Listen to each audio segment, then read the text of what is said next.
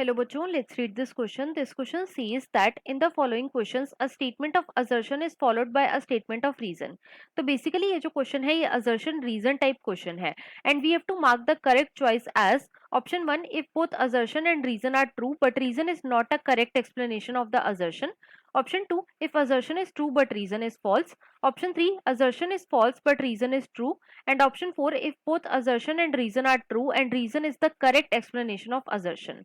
And assertion given is the members of S. calmenthis are pseudocoelomates, and reason given is in S. calmenthis body cavity is not lined by mesoderm, instead the mesoderm is present as scattered pouches in between ectoderm and endoderm.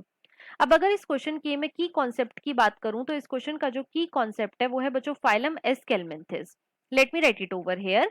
It is phylum Aschelminthes. अब सबसे पहले तो देखो जो phylum एस्केलमिंथिस के members होते हैं बच्चों इन्हें हम कॉमनली राउंड वॉर्म्स भी बोलते हैं.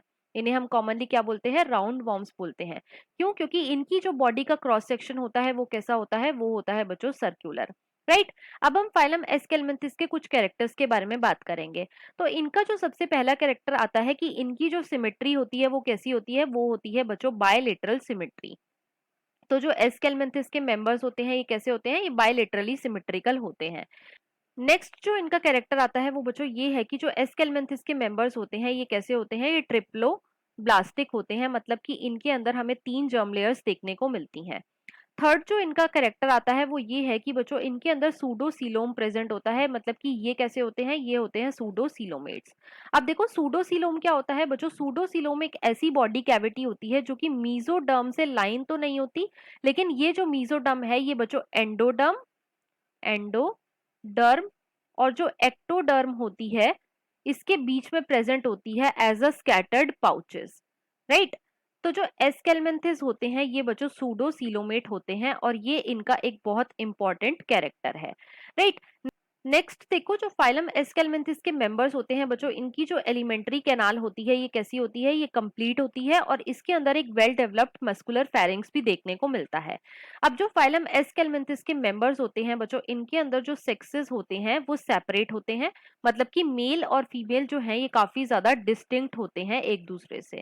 राइट. तो यहाँ पे गिवन क्वेश्चन में जो हमें असर्शन गिवन है कि जो मेंबर्स हैं एस्केलमेंथिस के उन्हें हम सूडोसीलोमेट्स बोलते हैं. यस, ये बिल्कुल ट्रू है.